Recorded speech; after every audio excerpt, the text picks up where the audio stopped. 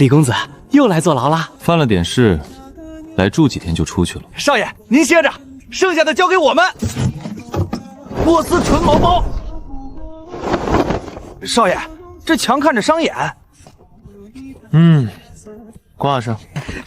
少爷，冰块送来了。舒坦。李少爷，您先休息，有事就喊我。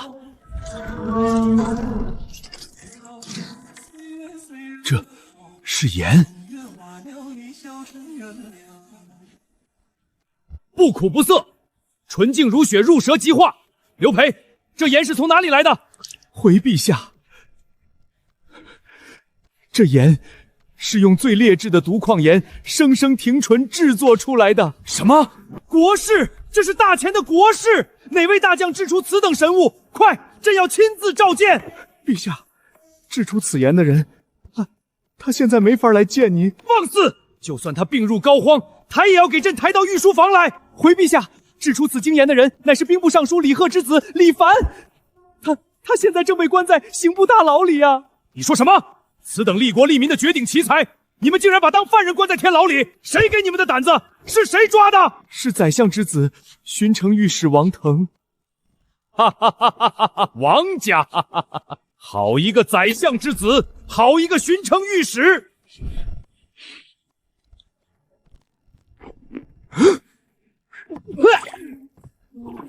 呸！李四，你是不是想毒死本少爷？这肉里放了什么玩意儿？又苦又涩，嚼起来里面还有沙子，这能吃吗？少爷冤枉啊！这可是摘星楼最好的大厨烤的，上面撒的是京城最贵的青盐了，1两银子才买1小包呢。这叫最好的青盐？李四，结账回府。少爷，不吃了。吃个屁！走，跟我去东市。去东市干嘛？去买矿盐。使不得，少爷！彭德少爷，这可是毒矿盐，吃了要死人的。您买这玩意儿干嘛呀？你懂个锤子！这些矿盐之所以有毒，是因为里面含有大量的杂质。把那些矿盐给我砸碎，越碎越好。把盐粉倒进去，用木棒不停地搅，一直加盐，直到水底下出现化不开的盐粒为止。少爷，这能行吗？看着像泥汤啊！急什么？把那锅浑水给我舀出来，倒进这漏斗里。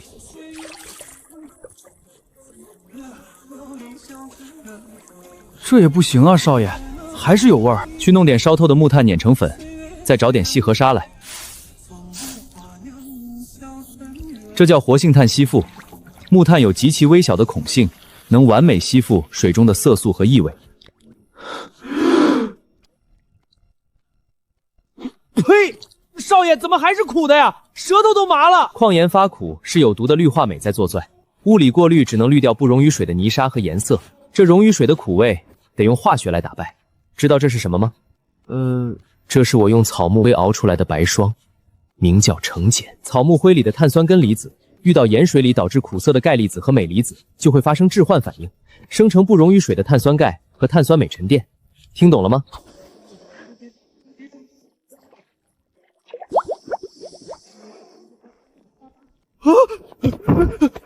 我的个乖乖，这是仙法吗？这叫沉凝物，那些苦味的来源全都在下面这层泥里。最后一步，用大火熬干它。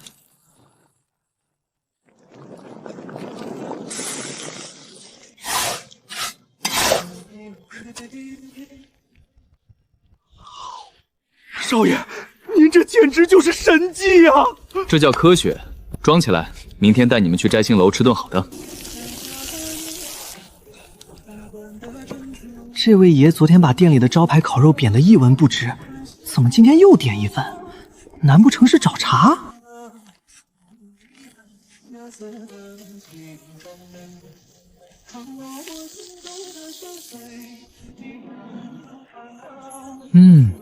这才叫生活。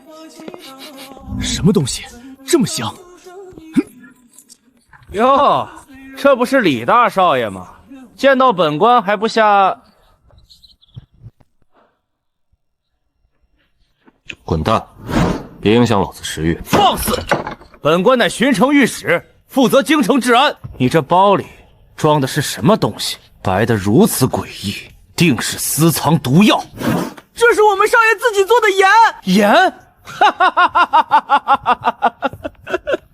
大钱哪有这种盐？这明明就是邪门毒！来人，将这图谋不轨、贩卖私盐的狂毒拿下！王腾，我家老爷可是兵部尚书，求求老爷走。兵部尚书又如何？王子犯法与庶民同罪，抓起来！等一下，李四，去把本少爷那些东西收拾收拾。对了，别忘了弄点冰块。少爷，您这是要干嘛？度假啊。对了，抓我去哪儿？大理寺还是天牢？自然是刑部天牢。进了那里，不死也要扒层皮。天牢好啊，天牢妙啊。死到临头还嘴硬，带走！哎呦，那不是李尚书家的公子吗？又要去坐牢了？我看倒像是去牢里当大爷的。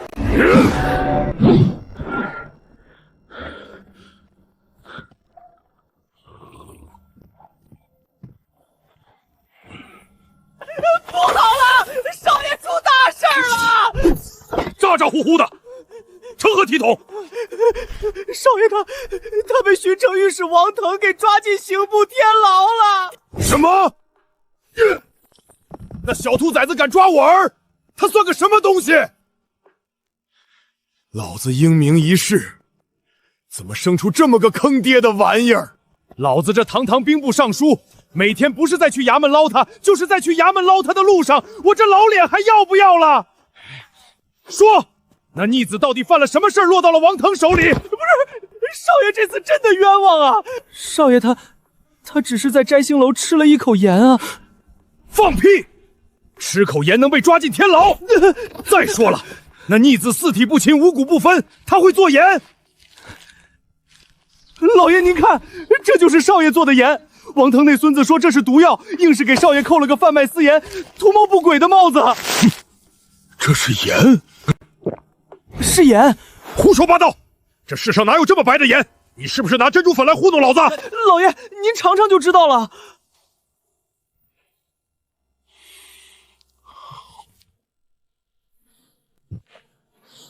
老爷，您没事吧？这真的是那个逆子做出来的？是啊，老爷。少爷昨天买了筐最便宜的毒矿盐，回厨房一顿捣鼓，什么木炭过滤，反正一通仙法，就熬出了这种血盐。身为兵部尚书，我太清楚这包盐意味着什么了。朝廷为了买盐，每年都要向那些盐商门阀低头。如果这个技术掌握在朝廷手里，那个逆子，哈哈哈哈哈哈！好一个坑爹的玩意儿！老爷，咱们去把少爷赎回来吧。不能赎。王林那老狐狸肯定在等着我去赎回凡儿，到时候满朝文武都会认为我是在以权谋私。就算我拿出这包盐，王林也会一口咬定这是毒药。不行，这件事太大，不能由我这个当爹的出面。尚书大人，青州今年的盐税又少了2成。怎么又少了？那些盐商年年报灾，年年少税，这日子还过不过了？大人，兵部那边又派人来催军洗了。要钱没有，要命一条。本官都喝不起茶了，哪还有钱给他们买盐？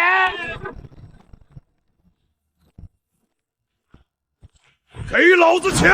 李大尚书都说了户部没钱了，你就算把我剁了论斤卖，也凑不齐你那2响啊！谁稀罕你那几两碎银子？老刘啊，咱们哥俩认识20年了也。老哥，我今天不是来要钱的，是有个好事跟你讲。快拉倒吧，你个李黑子！什么东西？神神秘秘的。这是面粉？不对，你尝尝。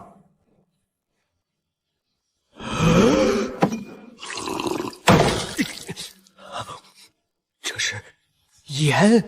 快告诉我，这是哪里产的？产量多少？一斤本钱多少？看你这没出息的样子，这玩意儿漫山遍野都是，成本几乎为0。0成本，这是大钱的救命仙丹啊！李贺，你快告诉我，发明此等神仙之术的大将在哪儿？这人你请不到。为何？这位大将，就我那不成器的犬子。啥？就是我儿子。他今天在酒楼吃串，拿出来调味，结果被巡城御史王腾看见了。王腾，他干什么了？王腾说这是毒药，直接以贩卖私盐的死罪把我儿子抓牢里去了。王家他们把持江南私盐的生意，王腾分明是看出了这盐的价值，想要杀人灭口，毁了咱们大钱的国运啊！混账东西！王腾他敢！王林那老匹夫，生个儿子竟然如此歹毒！还有你为什么不早说？老刘啊，你也知道我这个身份，我要是去皇上面前说这是我儿子发明的，王林肯定反咬一口，说我伪造证据包庇儿子。放屁！他王林算个什么东西？老刘，你干嘛去？进宫面圣。老刘啊老刘，只能让你当这个出头鸟了。陛下，微臣刘培有祥瑞呈现，大钱有救啦！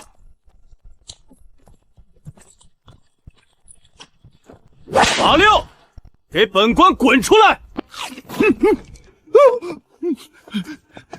哟，是王大人，您这大热天的怎么亲自来了？少废话，去把李凡给我提出来，本官要亲自审问他。这王大人恐怕提不出来啊。什么？怎么死在里头了？不是，李少爷他活得好好的，只是什么？赶快说！只是李少爷刚吃完饭，现在正睡午觉呢，他还吩咐了，说是天王老子来了也不见。睡午觉，他一个重刑犯，在监牢里度假呢！来人，给我把他拖出来！我看谁敢动！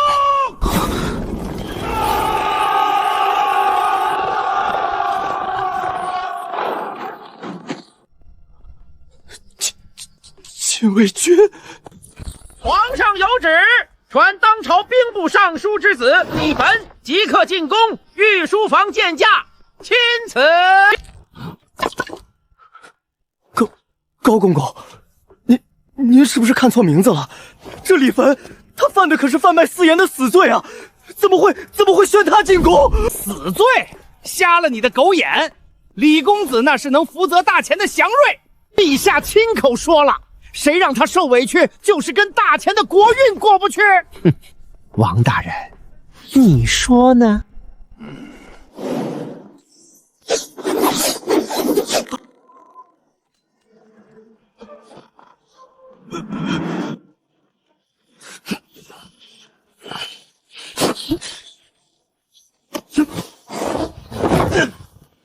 吵死了，还让不让人睡觉了？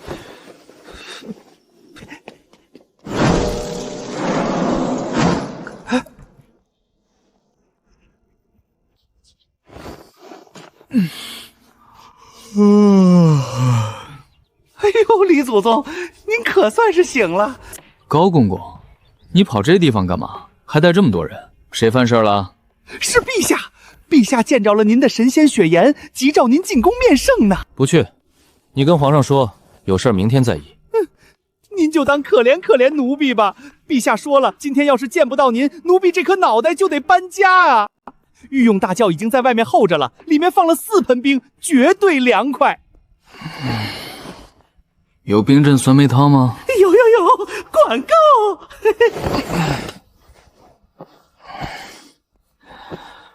行吧，看在酸梅汤的面子上，走一趟。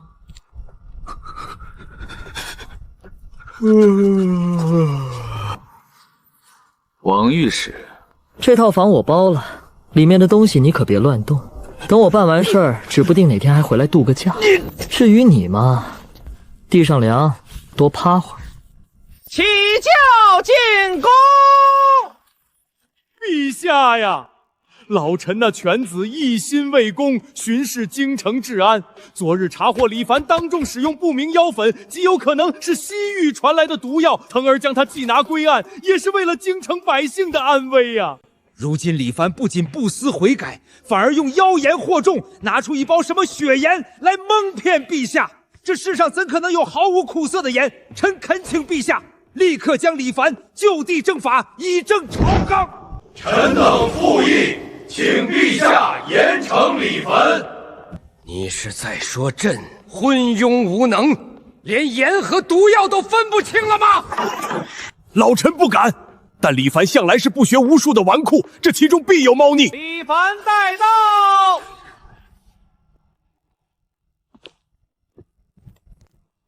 嚯，这么热闹呢！放肆！你这无知纨绔，炼制毒盐，该当何罪？陛下，这老头谁啊？没点素质。李凡，不得无礼。这是当朝宰相王林。王爱卿说你那精盐是妖术所患，你作何解释？我要是会妖术，第一件事就是把这老头嘴缝上。老头，既然你非要说这是妖术，那本少爷今天就给你上一堂化学课。化学？何为化学？陛下，既然有人不信，不如我当场演示一遍。不过得劳烦陛下准备几样东西。准了，你需要什么？朕立刻让人去办。10斤最劣质的毒矿盐，1口大铁锅，几个木盆，几块粗布，1筐碾碎的木炭，1筐细沙，还有去御膳房要半筐草木灰来。简直是胡闹！这都是些什么污秽之物？用这些东西能制出精盐？若是制不出来，你这就是欺君之罪。要是我制出来了呢？若是你制出来了，老夫当众给你磕头认错。成交。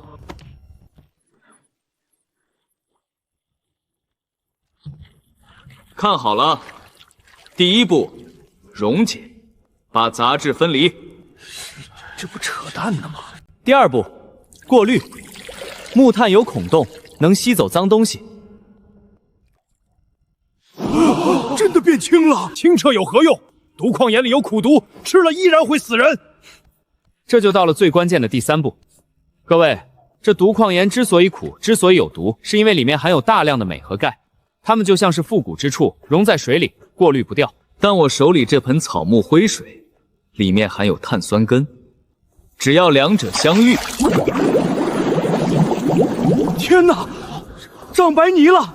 这是何等仙法！看见没？这些白泥就是苦毒。现在，把上面这层清澈的水倒进锅里熬干，剩下的就是纯正的银盐了。王丞相，尝尝。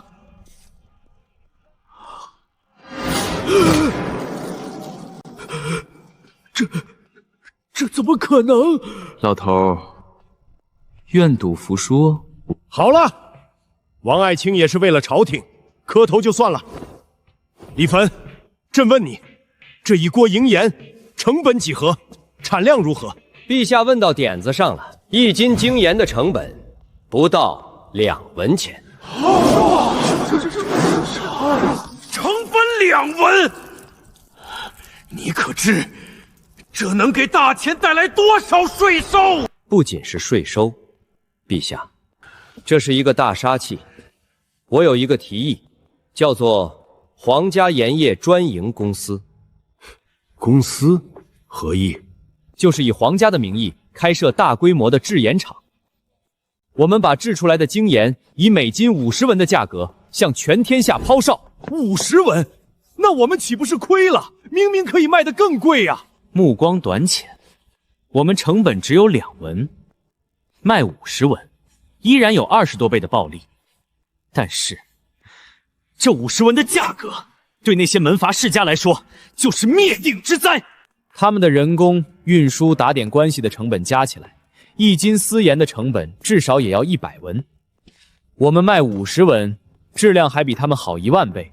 老百姓又不傻，谁还会去买又贵又难吃的私盐？最多半年，大钱境内所有的私盐贩子全都会破产，门阀的经济命脉将被彻底磕断，所有的钱都会流进国库。好，你立下如此盖奇功，朕要重赏你。朕封你为户部左侍郎，兼领皇家盐业总管，赐黄金10000两。别！陛下，你这是赏我还是罚我啊？此话怎讲？当官多累啊，每天早上天不亮就得来这儿站着，听这帮老头吵架，还得批改公文，我才不干呢。我是个纨绔，我的人生目标是吃喝玩乐，混吃等死。混账东西！年纪轻轻不思进取，那你想要什么赏赐？不要官职，也不要黄金。陛下，京城西郊有几座光秃秃的石头山，寸草不生，要不您把那几座山头赏给我得了。西郊的荒山，那地方全是石头，你要那废地干什么？陛下您就别管了，我这人就喜欢清静，打算去那儿盖个别墅度假。行吧，既然你坚持，朕封你为户部左侍郎，再将西郊那5座荒山全部赐予你，化为你的私人封地。关于制盐的事，朕会派工部的人全力配合你。你需要什么人手物资，直接调拨。谢主隆恩。这官职还甩不掉了。行了，退朝吧。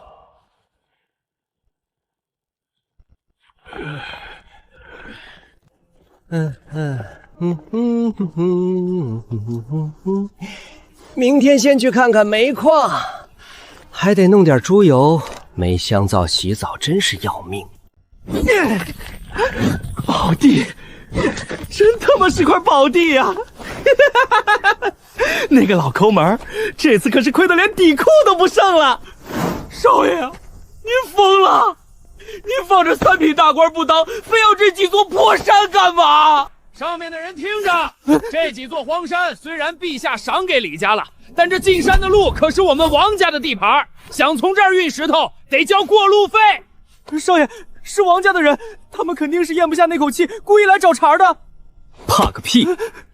你家少爷现在是正3品大员，他算个什么东西？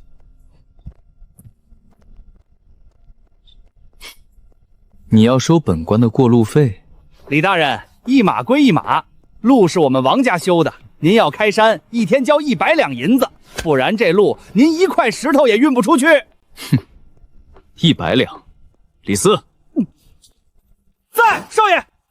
拿着本官的腰牌，去一趟衙门，就说王家庄子的管事聚众阻挠朝廷命官勘宁皇家盐业附属姓地，意图谋反，让他派500个官差来，把这路给我平了。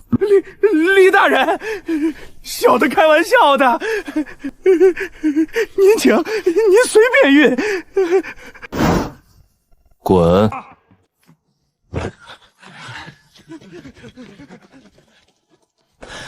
好煤，不是好煤，这可是工业基础。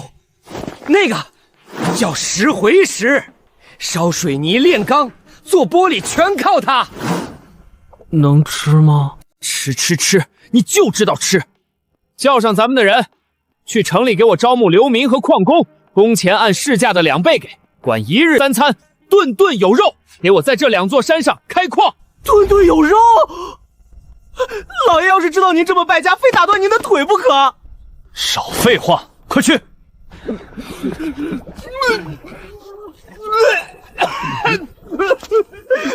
少爷，您杀了我吧！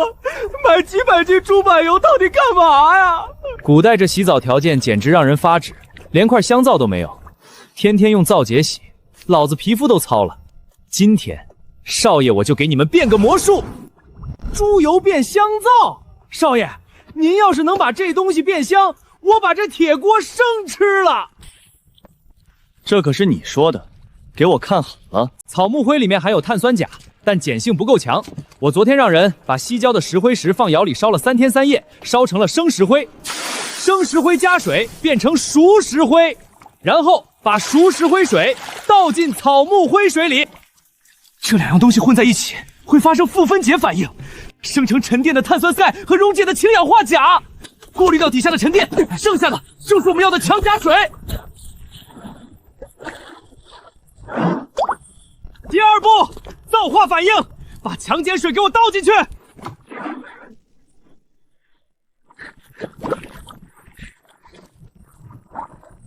少爷，味道没那么臭了，但还是难闻啊。别急，最后一步也是最神奇的一步——盐蝎。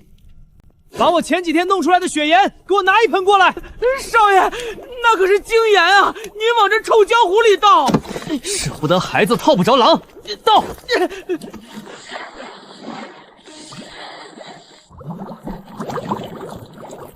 这叫铜离子效应。肥皂会析出浮在表面，而下面那些液体叫甘油，是用来做炸药，用来润肤的好东西。去，把库房里那些西域进贡的玫瑰花瓣捣碎，挤出汁水，还有那些名贵的香料，全给我掺进去，揉匀。去，打盆水，洗个手试试。我的老天爷，少爷，您真把猪油变成鲜物了？这洗的也太干净了！废话，这去污能力能甩皂角10条街。记住，以后这东西就叫皇家特供至尊香皂。对了，你刚才说要生吃铁锅来着？少爷，这东西成本多少？咱们卖多少钱一块？成本1斤猪油几文钱，草木灰和石头不要钱，这加上点玫瑰花枝，一块的成本顶天了不到10文钱。物以稀为贵，这香皂咱们不单卖，等我的抱月阁开业，这玩意儿就是会员的伴手礼。想单买可以，100两银子一块，拒绝还价。100两，少爷您好黑啊！懂个屁！去，把院子收拾了，马上准备下一个项目——炼玻璃。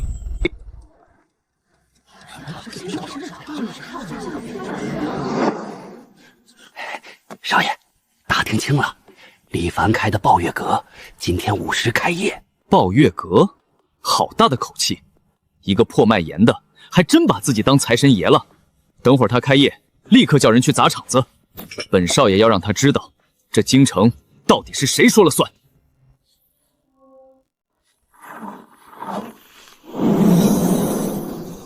疯了！把国库掏空也买不起这么大的水晶。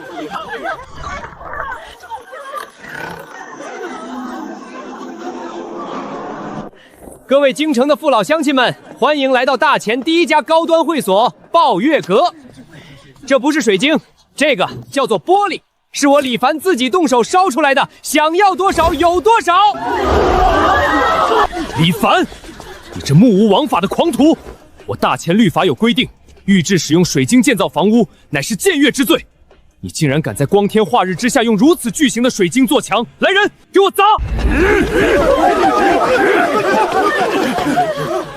蠢货，都说了这是玻璃，砸，你试试。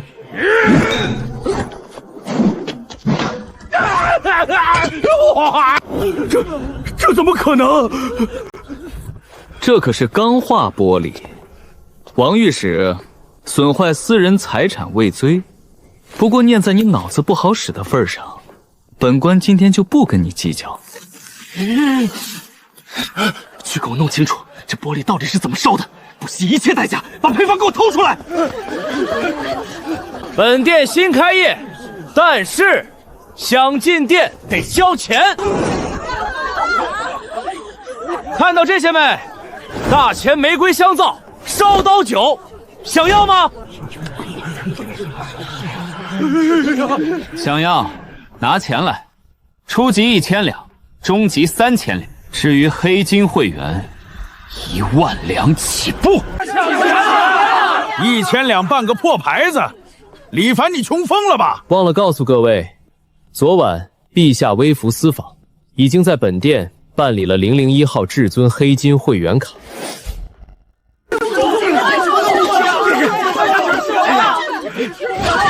李少爷，给我办一张初级，不，办一张中级会员。李公子，我要黑金卡，我这就让人回家拉现银。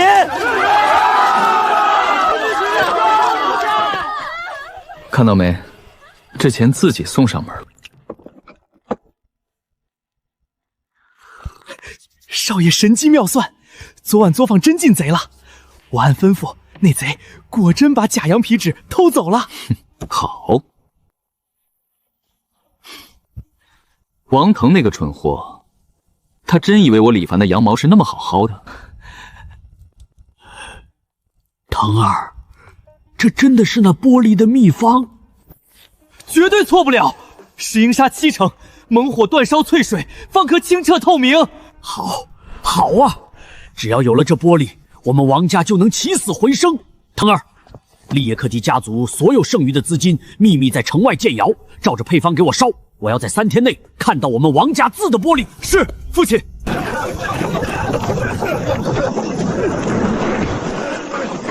快，按配方上的比例把沙子倒进去。3、2、1。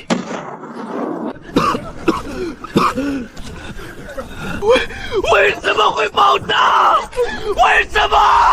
文盲真可怕。第4，备车，明天一早，咱们去集上逛逛。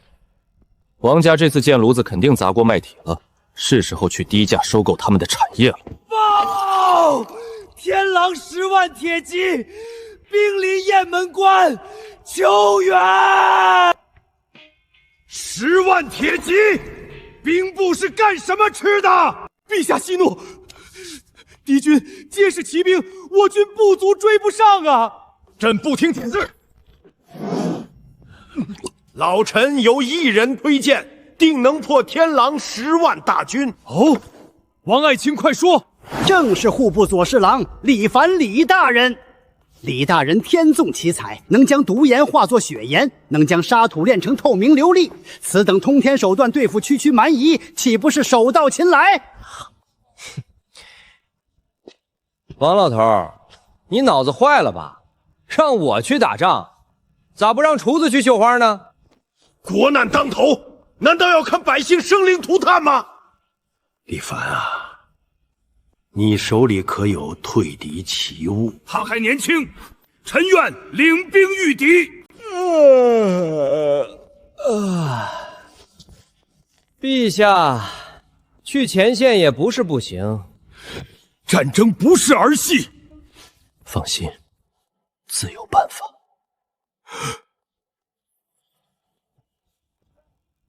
但我有3个条件。你说，朕什么都答应你。第1，我不要大军，我只带我西郊工坊里的500个家丁。第2，朝廷给我准备300辆空马车，我要运点土特产。第3，等我打赢了回来，王老头你在京城那几间最豪华的旺铺得无偿转让给我。哈哈哈！老夫答应你，只要你能活着回来，别说铺子，老夫的宅子都给你。成交。明天一早我出发。少爷，你真疯了！那可是10万蛮子，咱们就500人都不够人家塞牙缝的。塞牙缝？本少爷要崩掉他们满嘴的牙。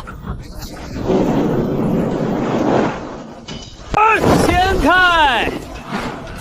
这是什么管子？这么粗？这叫大炮，真理的代言人。你以为我这段时间挖煤立铁是闹着玩的？有了耐高温的灸炭，我就能用泥饭法铸造出这种无缝的生铁滑膛炮。那管子怎么打人啊？靠这个，这是火药。古人炼丹也弄出过火药，但威力小得像放屁，只能用来做烟花。最关键的是造粒技术。以前的粉末火药运输过程中重的硫磺会沉到底下，轻的木炭浮在上面，成分不均匀，烧起来慢喷喷的。我让人在火药粉里加了高度烈酒，揉成面团，然后再压碎过筛，做成这种米粒大小的颗粒，这样火药之间有空气空隙，一旦点燃，看到了吗？这威力！去，让兄弟们把这50门大炮，还有那2万个铁兵猴全部装车。明天少爷带你们去草原吃正宗的烤全羊。将军，城里的粮草只够2天了。城主，就算是死，也要钉在城墙上。你是何人？此乃军事重地，怎容闲杂人等游山玩水？奉旨监军，户部侍郎李凡。李凡，那个京城第一纨绔，朝廷疯了吗？派你这么个废物来送死？援军呐，就这500个家丁。老赵啊，别激动，小心伤口裂开。打仗不一定非得靠人多，靠的是脑子。科技能当饭吃，能杀敌。提血，李凡，你快逃命吧！好，我跑这么远，可不是来锻炼身体的。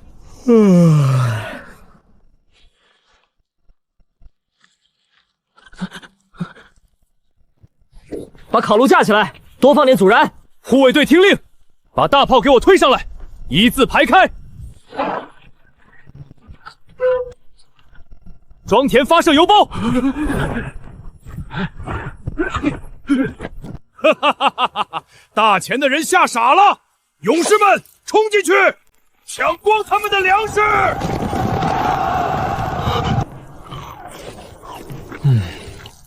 开火！点火！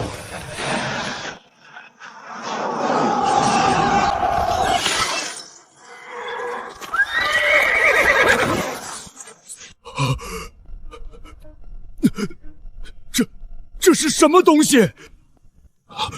那黑管子是何物？这黑火药的烟就是大。老赵，别愣着呀，尝尝我这腰子烤的咋样？你不要怕，都是障眼法，冲过去杀光他们！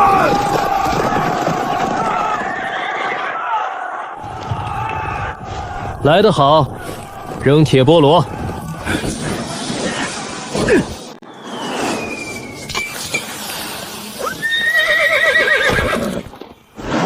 暗器。我厉害！快跑啊！跑快点！首领，咱们快撤吧！撤！天应大钱！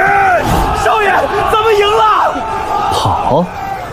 我这来都来了，烤串也吃饱了，不带点伴手礼回去，王老头又要在朝堂上逼逼赖赖了。特种空降大队，干活！起风了，跳！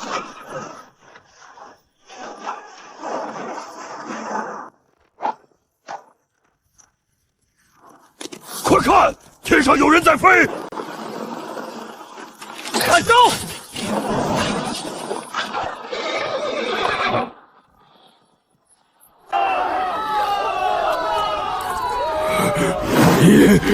你是妖怪！都说了是科学，没文化真可怕。老赵，这人送你了。李大人，您这就要走了？您立下如此奇功，一姓王怕是跑不掉了。别，打死也不当王爷。我就是个纨绔，赶紧打完收工，我还要赶回京城去收王老头的几间旺铺呢。李四，收拾收拾，起驾回京。陛下，雁门关至今没有捷报传来，恐怕李侍郎和他那500家丁已经为国捐躯了呀！10万天狼铁骑岂是儿戏？老臣痛心疾首。痛心疾水，当初可是你死活推举李大人去前线的。报！800里加急，雁门关大捷，10万敌军全军覆没，首领巴图被生擒。你说什么？全军覆没，生擒敌兽？不可能！这绝对谎报军情，500人怎么可能打赢10万铁骑？怎么不可能啊，王老头，你是不是巴不得我死在外面啊？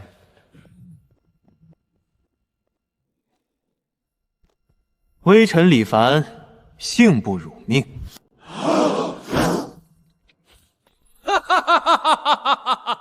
好，好啊！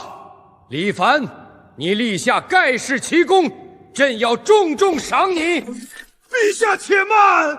陛下，此事必有蹊跷。他一个纨绔，怎懂兵法？定是这巴图故意诈降，或者是他使用了什么见不得光的要挟手段。要挟手段？王老头，我不去找你，你倒是自己把脸凑过来让我打啊！你以为我去了雁门开就只是为了打仗？陛下，微臣在巴图的王帐里搜到了这个，这是一本走私账册。高德全，呈上来。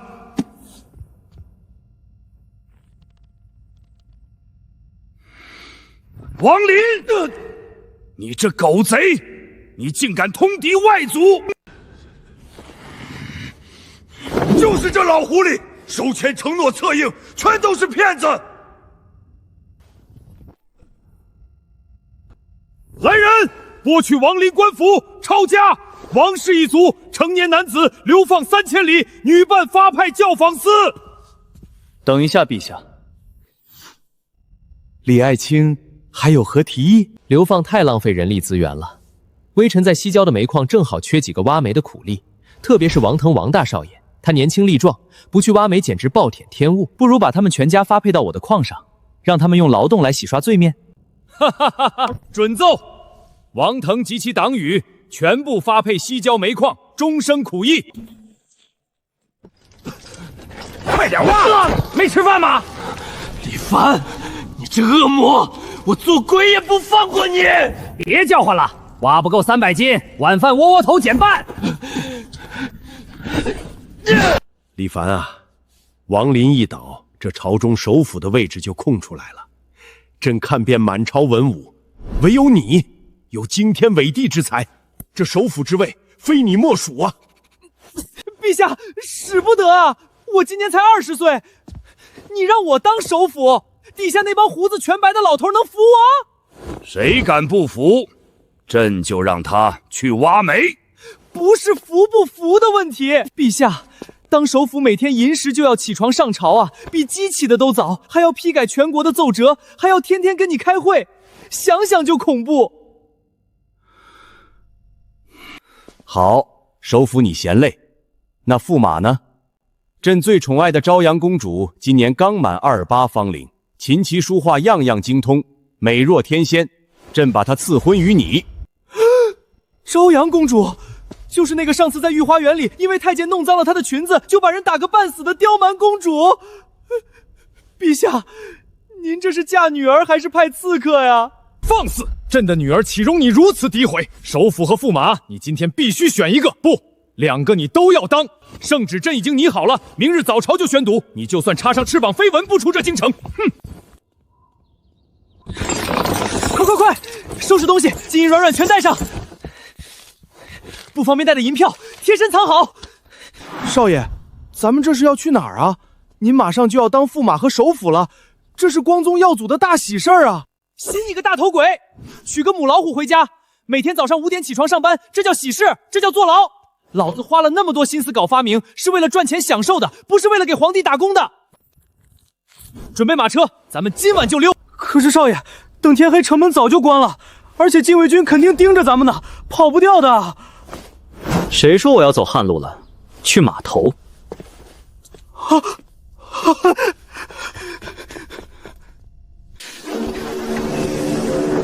少爷，这没有翻的铁疙瘩能走吗？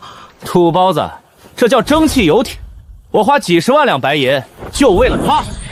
看好了，这是我大前朝，不，这是全世界第1台实用型蒸汽机。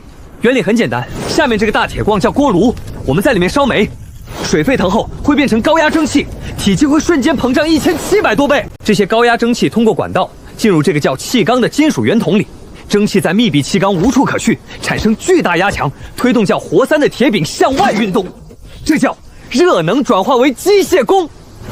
那推到头了怎么办？问得好，所以我们需要一套精密的滑阀机构。当活塞推到顶端时，阀门自动切换，将蒸汽排入冷凝器，同时从另一侧重新注入高压蒸汽，把活塞再推回来。就这样，活塞在气缸里做往复直线动动。然后，重点来了，通过这套曲矩连杆机构，把活塞的直线运动完美的转化成曲轴的旋转运动。曲轴一转，后面的鸣轮就跟着转，这船自己就能在水里跑，而且无视风向，逆流而上。少爷威武，少爷先法盖世！别拍马屁了，赶紧上船。天梅，加压，准备开溜。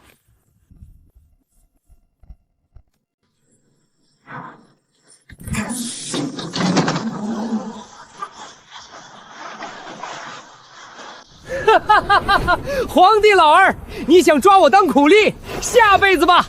广阔天地大有作为，江南的美女们，本少爷来了。少爷，咱们庆祝一下吧。好，开香槟。少爷，这也是您发明的酒吗？怎么还有气儿？这叫香槟，酿造原理也很简单。哇，舒服，有钱有闲有科技，这才是纨绔该有的生活。李四，去看看是不是老鼠。怎么了？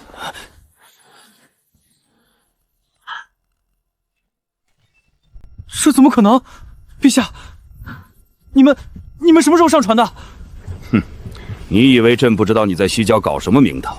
这大铁船建了半个月，朕的锦衣卫要是连这都发现不了，早就全砍了。李侍郎，哦不，未来夫君，这铁船真有意思，连帆都不用就能走。不过这船的内饰有些单调了，本宫明让人换成粉色的纱帐，如何？失败，竟然被直接堵了。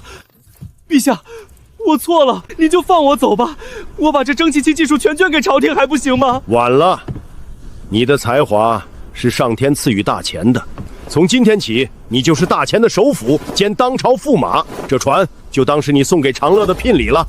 夫君，咱们去江南度蜜月吧，这船跑得可真稳。